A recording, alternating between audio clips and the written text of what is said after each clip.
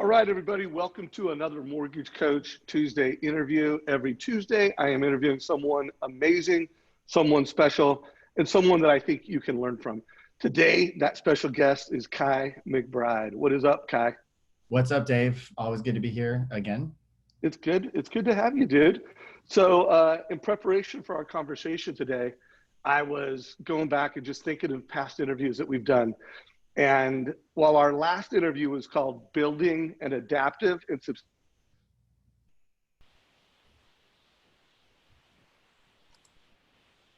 The man, the myth, the legend is back. I'm back. So Khai, how did you handle that little curveball of me exiting stage right just as we kicked off today's call? A couple jokes, and then we just waited for you to come back. All right. So anyway, sorry about that, everybody. I've got this awesome new Apple laptop, and you know how Apples never have a problem. But for some reason, I got the one that has a problem. So hopefully Apple stores open sometime soon. So Khai, as I was teeing things up, the last interview was building an adaptive, sustainable business model.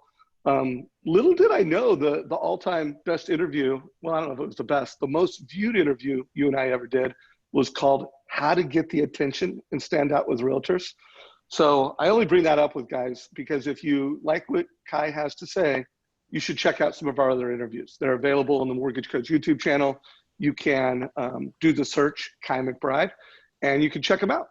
So Khai, for anyone that hasn't heard my interviews with you, and I can't imagine there's loan officers that don't know who you are because you're so, I don't know, you're well known on social media. You've been doing this for a long time. Why don't you just share real quick for anyone who's new to the business or new to our community, a little bit about yourself? I'll try to give the short YouTube, whatever the short version is. Originator since 2001. So I've been in this business for a while, 19 years. I guess this is the 20th year. Originated for 12 years. I've been coaching for 11, 12. So there was a little bit of an overlap. I was sort of an anomaly because I came into the business under the wings of a super top originator. I use the example, like what it would be like to be like the son of a professional athlete. So you just kind of come in, only knowing the right things. And I say that because it's different when you're completely lost and you're kind of doing onesie-twosie loans versus coming in and you're given all the structure from the very beginning. But I think it's also different too, because when you come in with a mentor that has proven success, one of the things that I did was I just submitted and I just followed whatever he did because I figured, who am I to question this? And that was Tim Brahim, who's been on, Mortgage Coach for countless interviews. Yeah, the GOAT. Yeah, very, very respectable, successful person. In terms of coaching, I started coaching 2000. Well, it's 10 years ago, so 2009. I consider myself more of a business coach than I do a mortgage coach per se. Just like I consider myself a business person more than a mortgage person. I mean, I think at the end of the day, it's about understanding the fundamentals of business, structuring your business, growing your business, understanding the market, understanding your competition. And I think the best mortgage people, real estate people, business people are just that. They're business people that happen to specialize in a particular niche, in a particular area. And I say to myself, if the mortgage industry were to, ever change or go away or anything like that, you'll see certain successful people just continue to move on with the different markets, maybe move on to different careers, move on to different paths. And that's what we deal with, I think, every single day in the mortgage industry. The industry today is not what it was 5 years ago, 10 years ago, 15 years ago, 20 years ago. And when we always talk about adaptation, I don't think we're just adapting strategies or lead generation strategies. I think it's, do we have a sound business model? Do we have a good perspective on the market? Are we good with people, leadership? And that's what really is going to transcend not just the mortgage industry, but just business in general. And I have a coach myself, actually strategic coach, and they're not mortgage specific. And I like that because I get to powwow with a lot of people that give me different perspectives from different industries. And so I learn a lot. And, that's definitely one recommendation that I would give to people is just learn business in general, learn perspectives from different industries, try to bring on ideas from other industries as well. Sometimes we're in this complete mortgage real estate bubble, and it really stunts our growth. Yeah, no, I've been trying to do that too, bringing in leaders from outside. You and I are both fans of Trevor Moawad, who I interviewed a few weeks ago, and he's the author of It Takes What It Takes. So before we get into the main content, things that people need to do, because I know you've got a number of ideas, strategies, decisions, things loan officers need to do to make the most of this. Let's talk about that Trevor Moawad interview and just talk about what you like about that book. Because well, you weren't the one who referred the book to me. I think you and I found it. It's kind of the same time. And I know when I did the interview, I spent a half hour with you just like preparing. Like a lot of the interview that I did with him was influenced by the conversation you and I had the day before. So share some thoughts about Trevor and the book and why you think it's important. I think the reason why the book is really impactful. So one of the things that I do is when I start with my coaching clients, I always give them a gift box of a few books that I think are really important. And in that gift box, it used to be, and it was, I give them a copy of the E-Myth, which is a great business book. I think everybody should read it. I put a personal planner in there, which I'll talk about in a bit. I think everybody should have a personal life business planner that they work in every single morning. Like I have mine right here, which I worked on this morning. And for a long time, I would include the book Relentless by Tim Grover. And if you don't know who Tim Grover is and Relentless is, Tim Grover was the personal strength training coach of Michael Jordan, Kobe Bryant, and Dwayne Wade. And he really talked about their like relentless, fearless attitude toward things. But just recently, Trevor's book has replaced Relentless. Not that Relentless is not any good, but I've just kind of evolved. And what really struck me about Trevor's book is it's a lot of the ways that I think, and it's the concept of neutral thinking. One thing about the mortgage industry that I've observed, especially coaching people over the last 10 years, is that we are an extremely emotional industry. We all talk about the ups and the downs and the ups and the downs. And the thing about neutral thinking that people have to understand, and I learned this concept probably 6 years ago, and I actually don't remember where I learned it. But if you want to avoid the ups and downs, then you have to avoid the ups as much as the downs, right? If you look at some of the best pro athletes, Russell Wilson, Tim Duncan comes to mind, or Kawhi Leonard, if we want to talk about like today's athletes, you notice how they don't get excited when they win also? They really, really level off their emotions, because the thing about it is if you have too many ups, then you can also fall and go down. And neutral thinking is trying to be as level in the middle as possible so that you don't have those big crashes. And the mortgage industry, we're just plagued by emotions. We're plagued by up and downs. I mean, I see it all the time in the message boards. I had a great day, and then like, oh man, I had a bad day. And there's certain people that you just kind of peg, and you're expecting it. You're expecting them to have a good day one day and then a bad day the next day. And there are other people that are just really stoic. And it's the ability to be neutrally emotional, but also objective about everything. Okay, well, something bad happened. All right. Emotions is not the events. You have to completely detach emotions from the events. What something means is something that you apply to it. The event is just the event. And so Trevor talks about that a lot. It's like Russell Wilson when he's playing. If the team is down, he's not saying to himself, oh my gosh, we're down, because that's an emotion that he's applying to the event. It's just the fact, that's it. Okay, we're down. We're down and we have 2 quarters to play. What can I do to win 1 quarter at a time? There's no emotion to it. It's completely objective. It's factual. This is the situation. This is what I have, right?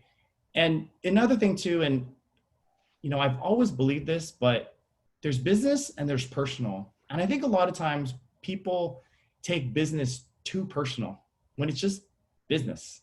I'm definitely much more emotional in my personal life, but in my business life, everything is objective, because at the end of the day, I have an objective goal in my business, which is to be profitable and to provide something that's profitable to provide for myself, my family, my future, my security, my stability, and everything.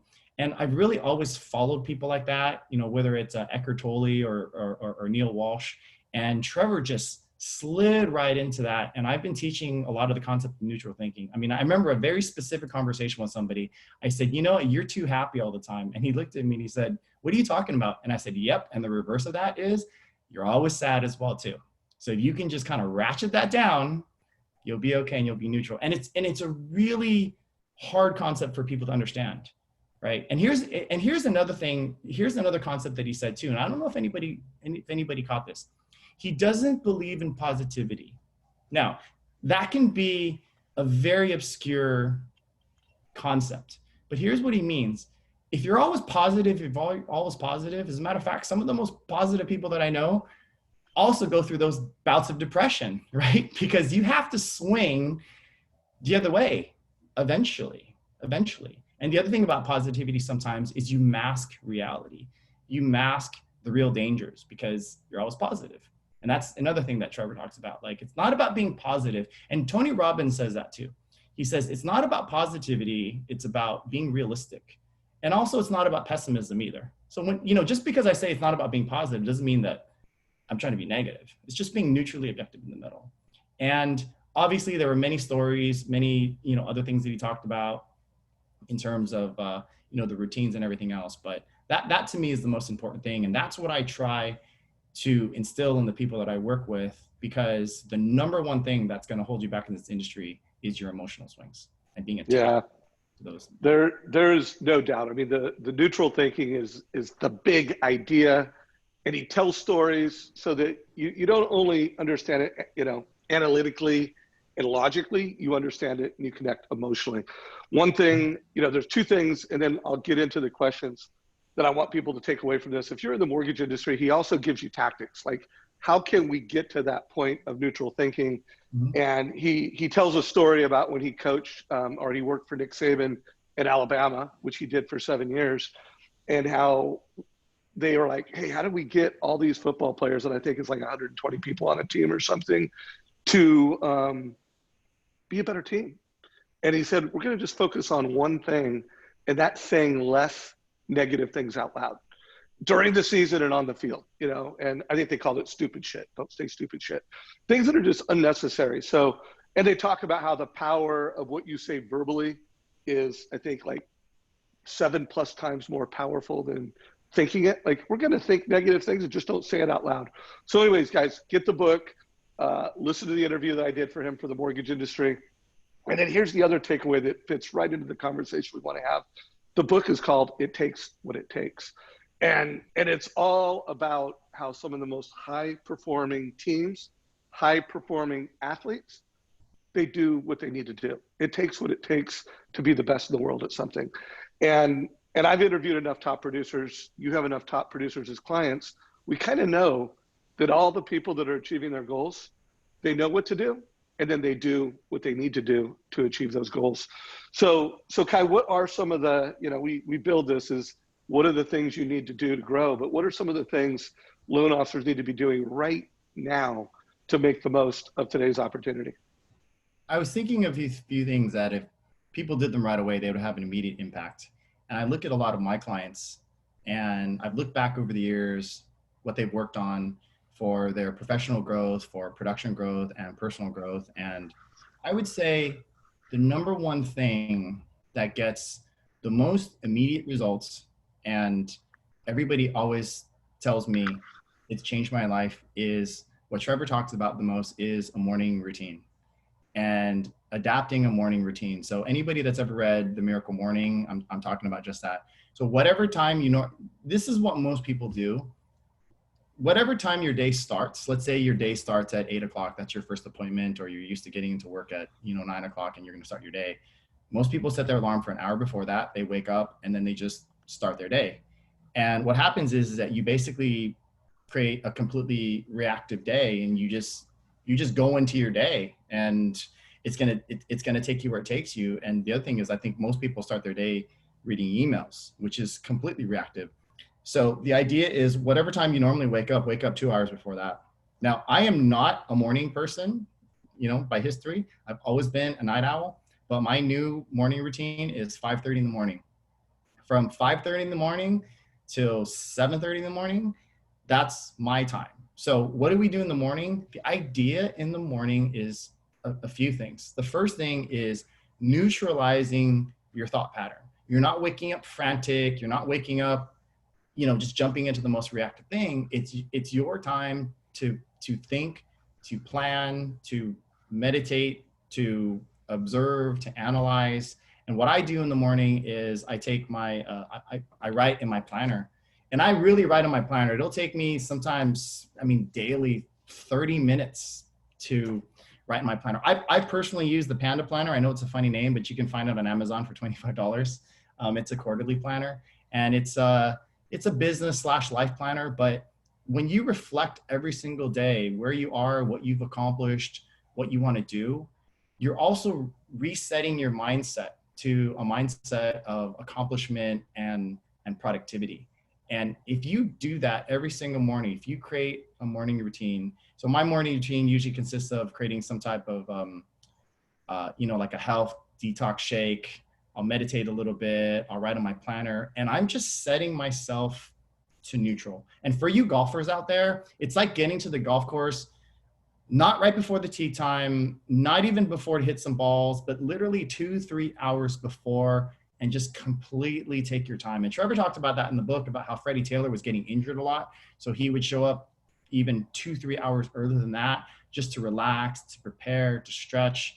And again, using the planner, I've had a lot of people tell me, I just started to look at life differently. I started to put things in better perspective. And if you did that now, you're going to see huge results. And here's one other thing that I noticed. It was harder it's actually easier for me to wake up at 5:30 than it is at 7 o'clock, because we all have a sleep cycle or circadian rhythm. And I clocked mine. There's apps to do that. There's one on Apple called Sleep Cycle. And my sleep cycles go about 90 minutes. So I really want to time my sleep to sleep in increments of 90 minutes. So 6 hours, 7.5 hours, that's the time that is the most optimal for me. And I can get really technical with this, with this type of stuff, but that's definitely one. And you know what? I know it's not a mortgage strategy, but it's a life strategy. It's a business strategy. And every person that I've done it just says it's just completely changed the way they look. And that, I think, is the first step in a Trevor strategy that we use. I love that, brother. And it really is not only the quality of your morning, but the quality of your sleep, guys. If you are not getting whatever the optimal sleep for you is, there's nothing that's going to drive your energy, your presence, your curiosity, your best authentic self than getting sleep. This little ring right here, I got this this year, and it's really helped me get more clear on what I need to do. And, I'm going to be 56, this Saturday, and I don't take my energy for granted like I used to. So you just heard, number one, start your morning right. And to start your morning right, you needed to go to bed right, and you need to get the right rest that you need to be your best. So what else? What else should we do? And by the way, community, if you do have a question for Khai, put it in comments below. I see a lot of you in our Facebook Live experience. Whether you're listening to the recording or live, put questions down below. And Khai shared a couple things in his morning routine that really help him. If you want to share, what are you doing to start your day right? What's the most important thing to start your day right? Feel free to share that in comments down below too. So Khai, what's number 2, brother? By the way, that's a good reminder. In order to wake up early, it all is predicated by what time you go to sleep. So if you want to make that happen, tell yourself 10 o'clock is when I'm going to go to sleep, or whatever that time is. And what state you go to sleep. Did you just go from some intense dark comedy on Netflix, which I'm not saying there's anything wrong with that, but did you literally go from there to there and you drank too much, or you stayed up too late the day before? It's like, it all starts with, how do you go to sleep? And that is going to dictate your following day and being your best. So what's next? Number 2. One of the things that I do, and when I see people do this, it makes a big difference too, is really tracking all the numbers in your life. So tracking your production, tracking your production. So one of the things that we do is we track our monthly production month after month, and then year after year, and we look at comparisons. So are your 2020 numbers better than your 2019? Is your 2019 better than your 2018? What is your June? What is your May? And and what's your progression? Like, what's your June this year compared to June last year? One of the things that you'll see is you'll see patterns in your business too.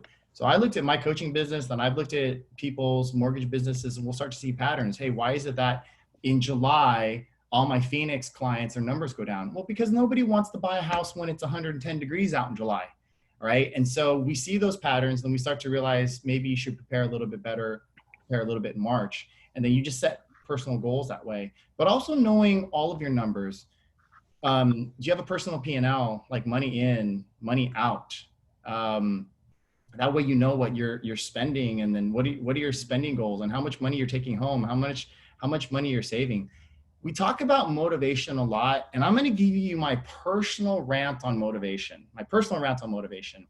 I think the world has gotten a little bit too emotional on your personal why we should accomplish things in life. And this is just my personal view, right? I don't necessarily need a 10-year-old story about, what my father did. I mean, listen, my father was a great person. He passed away in April, and I've talked about him a bit, but I don't necessarily need that emotional reason first. My first reason is because I want to provide security for myself and my family. That's it. That's like the very first reason. And so if any of you have ever gone through security issues, I think you have to have a better grasp on what your numbers are, and your spending, and your patterns and everything. I mean, once you create a budget for yourself, once you understand a personal P&L, why things go on a certain credit card, how much you're spending on this and this and that. And another thing that I learned from my mentor, Bill Hillestead, who has been on Mortgage Coach a lot and was also Tim Brahim's partner, is how we look at our businesses, because a lot of times we treat being a loan officer like a job, and we don't really want to invest in ourselves. And so that has to be accounted for too, is investing yourself. But when you start looking at your numbers, and you start realizing what it's going to take to run your household, to afford that vacation, to retire, savings and everything, it should motivate you. I don't need an emotional story to motivate myself. I've got goals. I like to do a lot of nice things. And when I'm just zeroed in on those numbers, then I'm going to do it. And let me talk about a subject that I think is very, very, very relevant. I had a client who was sort of going through this sort of like motivational funk, and I asked him about his motivation and everything, and we talked about money, and he said, Khai, I'm sitting on $120,000 savings. I mean, I got plenty of money. Pandemic comes, and it kind of changes everything. Anybody that's lived through 2008, you'll watch $100,000 go like it's nothing. Look at all the people that are furloughed. And, I know a lot of us are doing well in the mortgage industry, but there are some of us that are doing well that maybe your wife lost their job, and like money goes really quickly. I mean, in my viewpoint, if you don't have a couple $100,000 in the bank, like 1 year's of income in the bank, that you're not really in a safe place. And I think everybody wants to avoid what's happening now in the future. And that's enough motivation for me. I wake up every single day just thinking about survival first. That's first and foremost, thinking about that. So number 2 is numbers, guys. So you're in the Mortgage Coach community, where we advocate Win by Noon in the Win by Noon planner. Check it out. In terms of why, building your why, there's an interview. It's not an interview. It's a 2 to 3 minute soundbite called the Jeremy Forcier Why. And you guys should watch that rant. I mean, it's something you even want to watch a lot, because he says, here's my business why, and here's my personal why. And he actually calls it his selfish why. So check that out on the why. And then on the numbers, I want to call out 4 different numbers that I think you guys should be watching. One, and we got it both for Bill Hillestead, your past customer pull-through rate. A lot of people track their conversion at the point of sale. Not enough loan officers track their past customer pull-through rate. And just a quick benchmark for everybody on this call, if you have 100 past customers, you should be converting 10 of those every year, 10 to 12, like 1% of them a month. And if you have 1,000 past customers, at least 1% in today's refi market, like double or triple that in today's refi market. So you guys got to track that. And then one more number that I want to call attention to. I recently did an interview with Hunter Markowert, who is, $130 million producer. And the title of it is called The 3 Things That Matter Most. And he was waking up stressed. I mean, super successful guy, tracks all of his small metrics, but he wasn't tracking the three things that mattered most. And those are just like, he's starting every day writing down and journaling, what are the three things that I need to get done today that matter most? So if you're listening to this, highly recommend that you document and write down. It could just be a bullet point. You know, we're not talking about a sentence, a paragraph. We're talking about a tweet for each of the three things that matter most. Make sure you guys are doing that, and it will help you. So we got two killer things to do, which I love, and I think this is incredibly valuable. What's number three, brother? Again, in no particular order. For those of you that are looking to hire people, everybody else talks about hiring an LOA and hiring a processor. What I personally did was I hired a personal assistant / marketing assistant. It's an area that people don't really do a lot. And I think it's because there's such a focus on loans all the time. And we just want people to help us with loans and loans and loans and loans and loans. My first hire was actually a personal assistant, marketing assistant. I had like I mean, in hindsight, I don't know if it's necessarily, I did it for a reason. I just did it. My reasoning was this: the problem with hiring an LOA is that a lot of you are control freaks. And the last thing you want to do is give up the reins to somebody to handle your business. So what I did was I did the complete opposite. I hired a marketing personal assistant because I figured, you know what, I'm good with loans. I'm gonna hire somebody to take care of the rest, the things that I don't do, you know, like manage my database, send my marketing pieces out, implement my technology, take care of my phones, things like that.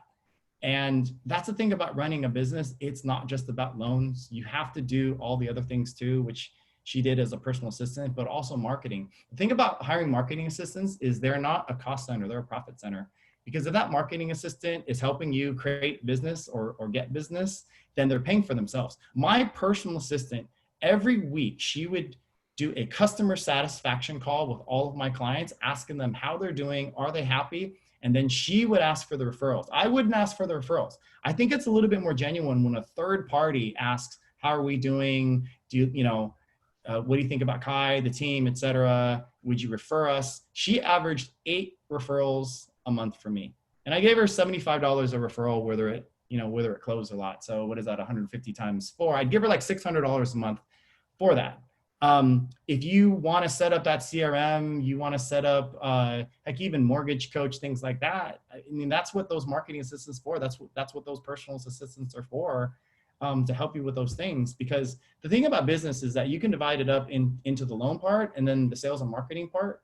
And we hire so many people to help us with the loan part because we want to do the sales and marketing, but then we get behind on that, or we don't implement that, and we don't do these things. So you have to build that part of the team too. And that's just something that, especially for you loan officers that are at 10 units a month, 15 units a month, 20 units a month, and you're trying to figure out who the next hire is, do that. The other thing that I learned is that you want to defend your time as much as possible. And we're always inundated with phone calls and emails. And that's exactly what that personal assistant's going to do. They're going to field your phone calls. They can return emails for you. They can schedule appointments for you. They can set up your events for you. And, I'm talking to the hired producers. They can coordinate meetings. They can set up your next mastermind. Just like Robert here is doing, they can host your Zoom meetings and just do all the things so that you can focus on working on your business. And that's something that I don't think very many people consider. It's always hiring an LOA or it's always hiring a processor, but they're not looking at the rest of their business. So number 3, guys, I'm putting these bullet points down and I'm documenting them. So number 1 was improve your morning routine. Number 2 was track all the numbers in your life that matter, personally and professionally. And I put number 3 is leadership / build and manage a team, because I do think it starts with leadership. And for those of you that are on this call and you don't have the production to build a team, so you don't have the resources, it's self-discipline and leadership to build the systems and the processes to do it. So 2 questions, Khai. 1, for all the individual loan officers on this that don't have a team, when should they, what is the production level where you now have the systems and processes and the resources to build a team, and any advice you have for them before we go on to number 4? The general rule is one person per 5 loans you do. So when you're first starting out and you're doing 1 to 5 loans, that first person is just your processor. So that's who it is. It's a process that works for you. To get above 5 loans, that's when you're going to want your LOA. And then, so that'll take you from 5 to 10 when you have an LOA, and then go from 10 to 15. I would personally hire a personal assistant, marketing assistant to get to 15. And then for 15 to 20, I'd hire a junior processor. And, you know, a lot of people, they'll sometimes hire different positions first. It's kind of like building a basketball team. You know, sometimes you want the point guard, but then the point power forward's available, so you take that first. So sometimes I see it where you take the LOA because they're available, or you take the marketing person that are available. But the general rule of thumb is 1 per 5. But here's the thing. It's not when I get to 5, I'm going to hire the next person. And when I get to 10, I'm going to hire the next person. It's a little bit before that. So right around 3 units, you want to think about hiring that LOA, because that will help you get over that hump too, right? And then right about 7 or 8 units, you want to think about hiring that personal assistant, marketing assistant. Because if you're always waiting to get to the edges of your capacity every single time, the idea is that person is going to help you. And if you look at traditional businesses, you need the staff first. You can't like burst at the seams, because your service is going to go down. You know, it's like a supermarket waiting for it to get completely crazy and full before they hire new checkout people, or hire, you know, have new waiters at restaurants. You want to have this mindset, and I think a lot of this is in the mindset. You want to have this mindset that you're going to grow and you're here to grow your business. I think a lot of reasons why people don't hire is because they either don't have the confidence in themselves, or they're just cheap. That's just the reality. I want to hire as many people as possible because I don't want to work that many hours. I mean, my goal was always to be a business owner and lead and run systems and to run people. So that's the rule. So a couple considerations depending on what market you're in and loan amounts. I think it could be 5 to 8 loans. And then I also want people to listen to this. It's not like the first time you close 5 loans or 8 loans. You need to have a platform, a consistent system and process. And you need to, you know, recognize your strengths and weaknesses as a leader and a manager. And there is a difference between being a great leader and being a great manager. And to build a team and be successful and to scale success, that's the other thing. All the top loan officers that are closing north of 10 loans consistently, it's about leadership and management. And the loan officers that are closing more than 30 loans consistently, it's about leadership and management. You know, they're good leaders and managers. So you got to grow those things before you scale. So we do have some questions from the audience. Everybody keep those questions coming. I'm going to go through 5 of the things that Khai thinks matter most, and then we will start taking questions from you guys. So keep them coming, and I will do my best to get them all answered. So what's number 4, brother? Number 4. All right, let's answer the C question. Is what's the best CRM, or how should I use my CRM? If I had $1 for every time somebody asked me what the best CRM is, I should just be the CRM answer person, not a coach. So here's the thing about CRMs that people have to understand. CRMs, there's a spectrum of CRMs. There are CRMs on this side and there are CRMs on this side. And I know this because from my personal experience, but I've also talked to the CEOs of all the CRM companies. I mean, a lot of them are my friends. Like I play golf with Mark Green, you know, with Surefire, and Kevin Ducey with Whiteboard, and I know Mike Gulitz with Jungo. So here's the far end of the spectrums if you guys want to understand CRMs. There's sales CRMs and there's marketing CRMs. And you really, really need to know the difference. A marketing CRM is a type of CRM where you're going to dump 500 names, 1,000 names, and it's going to help you automate your marketing in some way. It's going to sift through all the leads. It's going to send newsletters. It's going to send videos. And I'm not going to name which CRMs do which, because I don't want to misrepresent CRMs or, you know, put any of them in a hole. But there are people that are looking for CRMs for marketing purposes. They want to upload that. And a lot of companies, when they generally choose CRMs for their loan officers, they will generally lean toward marketing CRMs, because what they want to do is they want to help you generate business by taking all the leads and sending out communication with them, especially during refi booms, right? All right. Then there's sales CRMs. Sales CRMs, the purpose and the goal of sales CRMs is to help you follow up, remind you to do things. A lot of times it will sync with your calendar. It will give you tasks. It will keep you accountable for your daily tasks. And most importantly, it will help you keep your team accountable and manage your team. The purpose of the CRM is actually to use it every single day, to log in, to take notes, to set the next appointment, to set the next follow-up call. This is like a set it and forget it marketing CRM, and this is use it daily sales follow-up CRM. That is the first difference. If you're out there looking for a CRM, know the difference. Now, here's the reality. Everybody else says this. Well, I want both. Here's another reality. There aren't very many CRMs that do both well. And I know this because I talk to the CEOs of all of them, and they tend to lean toward, well, we're really more of this, or we're really more of this.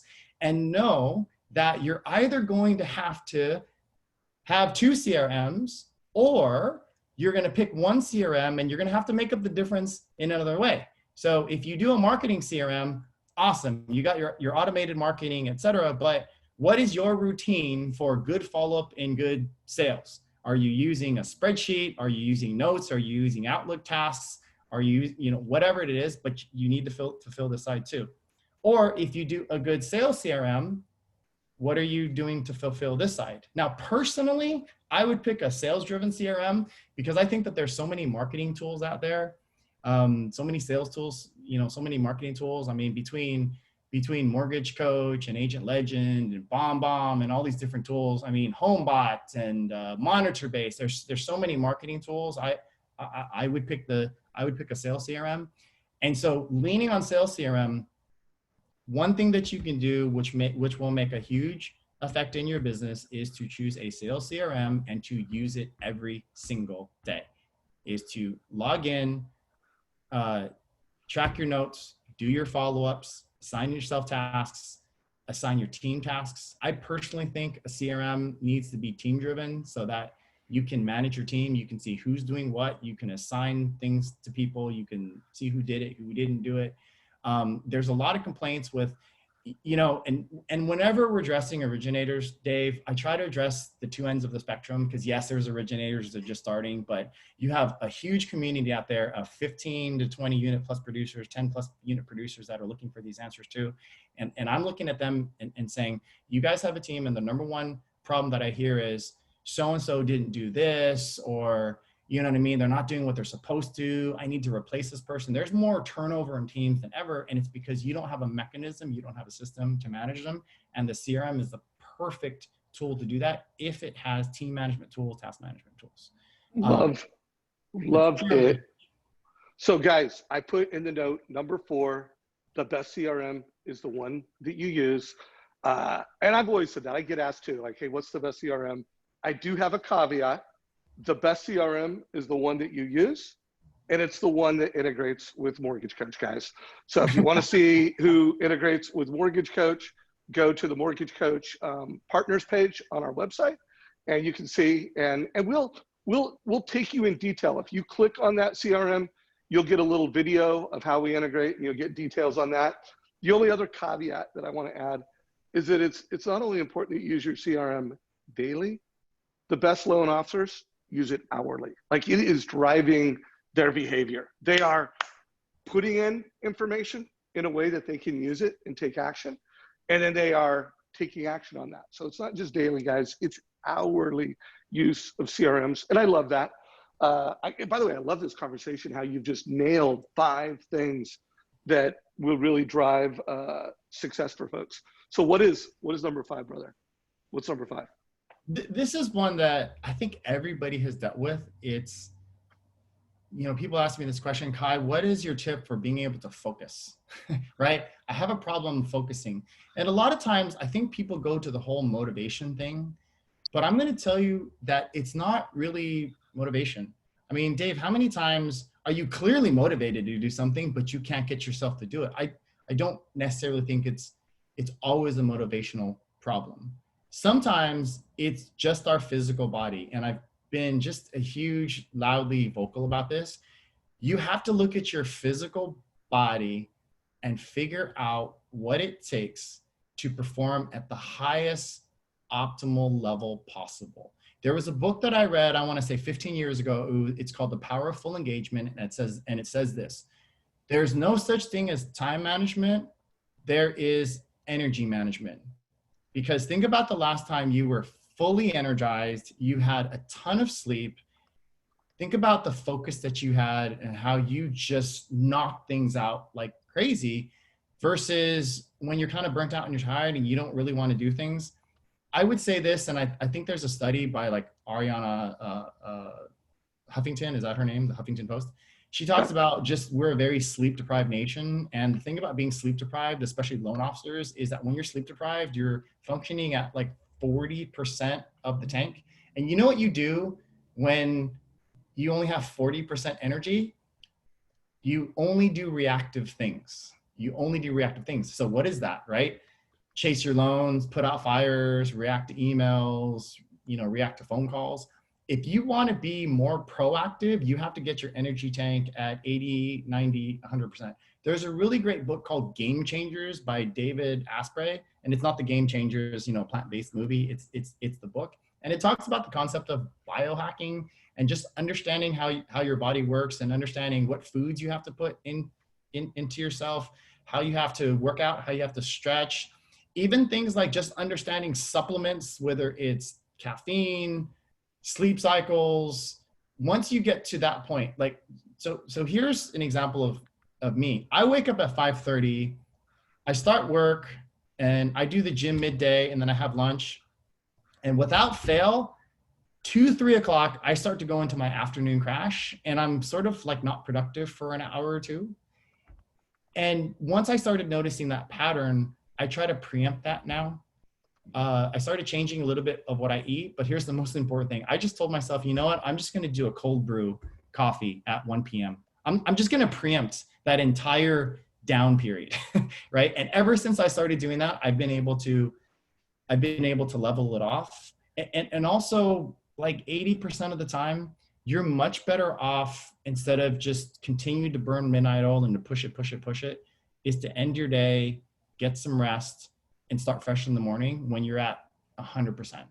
If you want to be more proactive, your tank has to be above 65, 70% energy level. And if you think about the most successful people, eccentric entrepreneurs that you see out there, you always notice that they're like this huge bundle of energy. You know what I'm talking about? Like, you ever see Richard Branson talk and they're always like this? Well, that's why they're that productive. And half of you out there honestly, you guys, like, most loan officers are zombies. And it's interesting. The last conversation that we had, we talked a lot about business models, and I talked about metrics. And if you want to go revisit that, it's what was it called? Building a sustainable and adaptable business model. I talked about all the referral metrics and things like that. And I've been on that other interview about what do realtors pay attention to, where I talked about realtor strategies. And today we're not talking about that as much as life strategies, but I talk about these things because these are things that you can implement today and they will have the biggest effect on you. And I'm going to tell you, I'm like a perfect time blocker when it comes to, what do I do between 8 and 9 and 9 and 10 and 10 and 11. But if my tank's at 40%, it doesn't matter how well I time block. It doesn't matter whether I'm actually doing it. I'm not all there. And I think a lot of you have to really take a step back and look at your energy levels and just ask yourself the question, how can I maintain full energy levels for 8 hours a day? And that's just a huge personal thing for me. Love it, guys. So we're going to get to a few of your questions. For number 5, my bullet point documentation was optimize your energy. It takes what it takes. And I think most of us, while there are things that we don't know that we should know to optimize, we know a lot of what we need to know to optimize our energy. And sometimes it's the things, and I think Trevor said this, it's not about doing more, it's about stop doing stupid shit. Like he talked, I think one of his analogies is like, hey, one of our goals is just to get our players to stop during season, to stop ordering a meal that they can drive through on. Like, if we could just get all of our players to stop driving through anywhere to order a meal, we're going to gain some energy. We're going to gain some performance. So guys, I put that bullet down below. We're going to do Q&A. Before we do Q&A, anytime I interview someone, I interview them because I think the interview itself will bring value. And I think this call has lived up to that. But I also interview people because I think what they do for a living can bring even more value. So Khai, if you could just tell anybody that wants to reach out to you, connect with you, learn more about getting coached by you, what's the best way for people to follow you, connect you, and learn from you? The best way to connect with me is on Facebook or Instagram, Khai McBride. Just do a search. I'm the only Khai McBride in the world. And on Instagram, I'm at Khai McBride. On Twitter, I'm at Khai McBride. On Facebook, I'm Khai McBride. I would love to be friends with everybody first, because I think it's really important that if you're going to work with somebody, to really just also enjoy working with that person and who that person, you know, was about. You know, Dave, you were so kind, and every once in a while you'll send me a referral, and I think you give the best advice, because you know you refer a few people when it comes to coaching, and a lot of them are my friends too. But the advice that you give people is pick somebody that you really, really look forward to working with every single day. So I highly encourage everybody to connect with me on Facebook, and let's become friends. But if you do want to know more about what I do, again, KhaiMcBride.com. It's the only URL that you'll find. It talks about my coaching. It talks about what I do. It talks about my approach, and it's a bit different. And I'll let you go to the website and learn for yourself. But you know, it's a whole thing for me. And even people that just come with me for business, I have a few conversations with them. I just sort of, you know, shoot the shit with them. I want to know about their lives. I ask them questions like, what's your family like? What are your personal hobbies? How many kids do you have? Like, what's the thing? I want to know a little bit about you. I mean, guys, we're in this, like, all in, right? That's what my friend and also fellow coach Bill Hart says, like, all in. And so I think all in, what Bill says is important. You got to be all in with your mind, your body, your routine, you know, who you surround yourself with, everything. It's not just about, you know, loans and lead generation. Right on. So we have put a link to that down below. Check it out. So we got 5 minutes left, guys. Mm-hmm. So someone asked the question when it came to, you know, journaling and preparing for the day. Do you do it in the morning or do you do it the day before? You know, what are your thoughts on that? Well, that's what I mentioned. It's that morning routine. So you wake up 2 hours earlier than you normally do, and that's the time to do it. The problem with journaling at night is you're almost reactive to how the day went versus in the morning when you're setting yourself on a clean slate and what you want the day to be. You know, what you want the day to be. And so it's a little less reactive. I know some people say, well, shouldn't I prepare for tomorrow the night before? And I would say, yes, but that's for people that don't wake up early. Does that make sense? So if you're waking up at 8 or 9 o'clock, then I understand why people would want to journal the day before, but you want to wake up at 5 o'clock, 6 o'clock and journal in the morning. And what you said about Trevor, by the way, in my journal, one of the things that says to me daily is, what distraction do I want to avoid today? And I love that about Trevor, which he says, if we just start eliminating things slowly, then that helps us along the way as well. I love that. And guys, I've interviewed a lot of folks, and I have yet to interview anyone that is killing it at the highest level that isn't intentional about their morning routine and isn't intentional about their plan for the day. But I've interviewed some really successful people that do both. They're bookending their day. They are documenting before they go to bed and at different levels. But they're doing it in the morning too. You know, they're reviewing it, they're fine tuning it. So I personally kind of bookend, and I usually do it at the end of my work day. I'm kind of like thinking, hey, did I hit my goals? What do I got to do tomorrow? So that when I do hit the morning started, I've already got some cliff notes, and sometimes I'm already prepared. So anyways, that was a good answer. Someone asked about, you know, give me some names of CRMs. And guys, I did put a link to our partners page. And I am incredibly proud of Mortgage Coach and the partners that we have. We have picked the best technology in all types of technology. Optimal Blue is a partner of ours, you know, top pricing engine. So in every category of technology, if they're a partner of ours, they are absolutely best of breed. There's no one that has an integration or is a partner of Mortgage Coach. And multiple executives, lots of companies wouldn't say they're a best of breed. So you can check those out, and the link is in comments. But Khai, what are some of the CRMs that most of you see your clients use most often? Just so we can kind of get a list going for this loan officer that asked, you know, give me some names.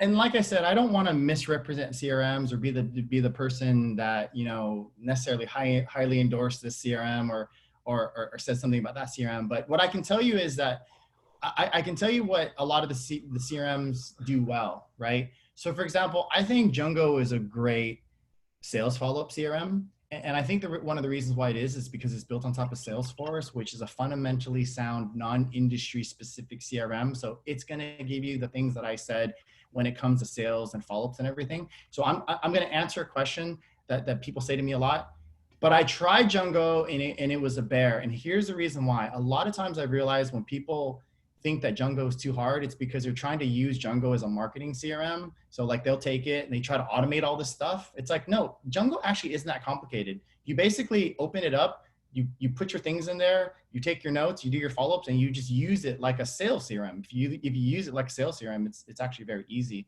I think it integrates well as well too. Surefire, on the opposite side, is a great marketing CRM. A lot of my clients love it in terms of keeping in touch with clients and sending out things. I've heard really, really great things about it as well too. And it's got some sales features. So I think you should definitely check that out. I think it leans a little bit more toward that. And even speaking to the company, they say that. And I would say that those are the ones that dominate. There's a bunch of them out there too. Shape is pretty cool. Pulse is pretty cool. I can go on. So guys, we have got to wrap up today. Total Experts, also pretty cool, and integrates with us. Keep in mind, I think the only one, I don't know a couple of the ones that you mentioned, but Jungo, as an individual loan officer, you can sign up for it. And the integration with Mortgage Coach works even for an individual, whereas a lot of our integrations require to have a corporate relationship. We are rolling out the HomeBot integration, right? Well, not rolling out, it's rolled out. So that's not a CRM, but it does manage your past customers. So Khai, you have been awesome. Guys, this call is a wrap. If you got value from today's call, give us a like down below. Share this with your mortgage friends. And Khai McBride, bro, appreciate you, brother. Always a pleasure. All right, take care, everybody.